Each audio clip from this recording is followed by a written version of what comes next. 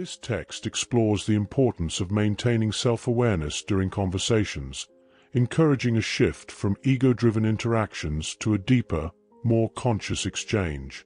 By practicing presence while listening and speaking, individuals can transform the nature of their dialogue, moving beyond defensiveness and attachment to viewpoints. The piece offers insights into how being rooted in presence allows for more meaningful communication, where words are no longer tied to identity, but arise from a place of stillness and clarity. The concept you're exploring invites a deep examination of self-awareness, particularly in moments of verbal interaction. It challenges the notion of being fully immersed in what you're saying without losing touch with a deeper sense of presence. The self, in this context, is not tied to ego or identity, but refers to the quiet, watchful presence that exists beneath words and thoughts. Step into a higher level of self-awareness and transform your interactions. Dive deeper into conscious exchanges, where presence leads to meaningful connections. Embrace the clarity of communication that comes from stillness and presence. Explore the journey now and become one of the destined souls shaping the future of dialogue. In conversations, people often lose themselves in the flow of words, becoming completely absorbed in what they are saying. When this happens, emotions often negative can rise because their identity becomes entangled with their words. It's not uncommon for even those who are spiritually awakening to slip into unconsciousness during such moments, where they forget their presence entirely, becoming lost in the argument or stream of thought. Yet, the ability to realize that you've lost presence is, paradoxically, the sign that presence has returned. This awareness is a gentle reminder that the self beyond thought remains intact. There is no instant fix for this. Rather, it's a gradual process of learning to stay anchored in presence during conversation. A helpful approach is to practice presence while listening. When someone else is speaking, instead of mentally rehearsing your response or continuing the internal dialogue, you step back into the stillness of presence. By truly listening, you allow yourself to not only hear their words, but to feel their presence behind the words. And, as you do this, you become aware of your own presence simultaneously. This shift has the potential to transform the nature of verbal interactions. Rather than becoming defensive or fixated on mental positions, the conversation opens up to a deeper level of connection. You can express differing viewpoints without the need for ego involvement, and the interaction becomes more about understanding and less about being right. In summary, by practicing presence while listening and speaking, you enhance the quality of interaction. Words that arise from stillness carry a different power, as they are no longer tied to ego or mental positions. This practice leads to a more profound level of communication, one rooted in presence, rather than the unconscious flow of words. In challenging discussions, especially where emotions and egos tend to flare up, it's crucial to remain grounded in presence, rather than getting swept up in mental identities. You can express your beliefs or perspectives confidently without tying your sense of self to them. This allows for a much healthier dialogue, where even strong differences in opinions, such as those between a Republican and a Democrat, don't lead to a sense of personal attack or defensiveness. When you let go of seeking identity in opinions, your viewpoint can still be strong, but it's no longer tied to your sense of self-worth. Similarly, the other person's opinions, no matter how wrong or misguided they seem to you, are just that, opinions, not their true identity. This shift brings a completely different energy to the interaction, transforming potential adversaries into fellow human beings with differing perspectives. Even if you believe they are completely wrong, they are no longer the enemy. To help maintain this level of detachment, you can anchor yourself in inner body awareness. By keeping part of your attention on the energy field within your body, the aliveness in your hands, feet, or legs, you avoid losing yourself in the heat of the conversation.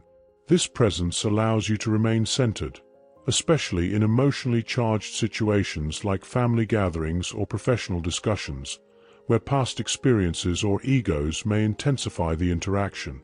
Thanksgiving dinners, for example, are notorious for bringing up old family dynamics. In those moments, maintaining a connection to the inner energy field can help you stay present and avoid getting pulled into old patterns.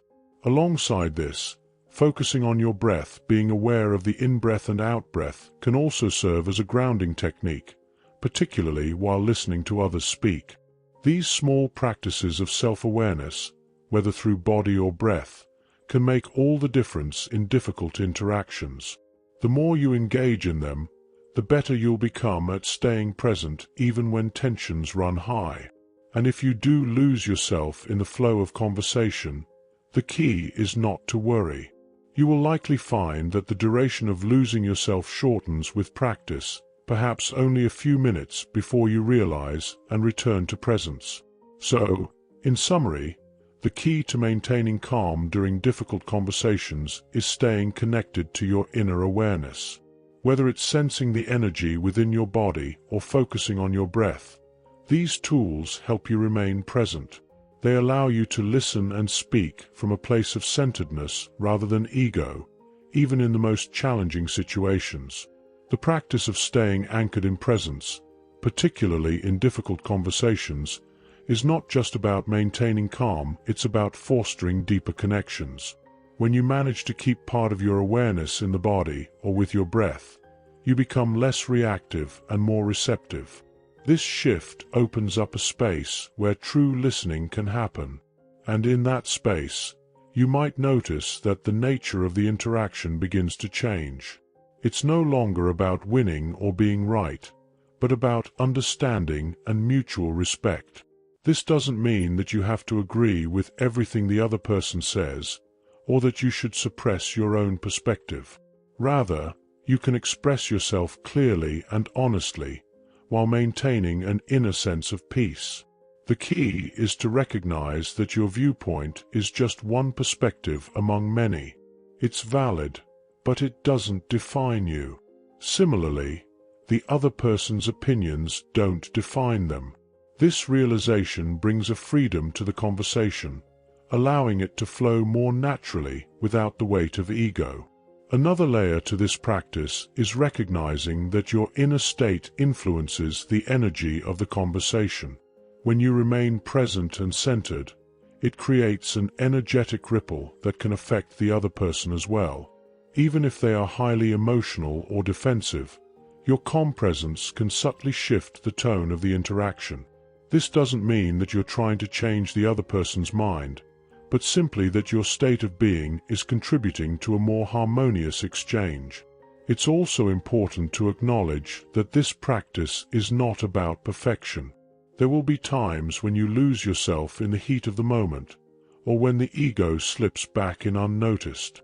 The beauty of this process is that even when you momentarily lose presence, the act of realizing it brings you back. The more you practice, the quicker you'll be able to catch yourself, and the shorter those moments of unconsciousness will become. In particularly challenging situations, like those involving long-standing family dynamics or professional environments where egos are at play, it's helpful to prepare yourself beforehand. Take a few moments to center yourself before the conversation begins. Feel the aliveness in your body, or take a few conscious breaths. Set the intention to stay connected to that inner presence throughout the interaction. This simple preparation can make a big difference in how you show up in the conversation. And remember, it's not about avoiding difficult conversations. Instead, it's about approaching them from a place of presence and awareness. When you are present, you can still express your thoughts and feelings, but without the attachment to being right or to your mental positions. This allows for more open, honest, and compassionate communication. In essence, by practicing presence during verbal exchanges, you not only stay grounded but also bring a higher level of consciousness to the interaction. You contribute to creating an environment where real communication can take place, one that transcends mental barriers and touches something deeper.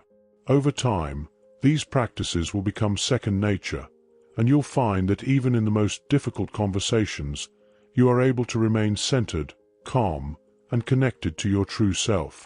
Ultimately, this practice is an ongoing journey. It's about gradually losing yourself less in the flow of words and finding more opportunities to step back into presence. And as you continue, you'll notice that the quality of your interactions improves not just for you, but for those you engage with. Presence, after all, is contagious. Are you ready to transform your conversations into something deeper and more conscious? Subscribe to the channel and hit the notification bell to explore the true essence of communication. Leave a comment. How can you bring more presence into your daily interactions?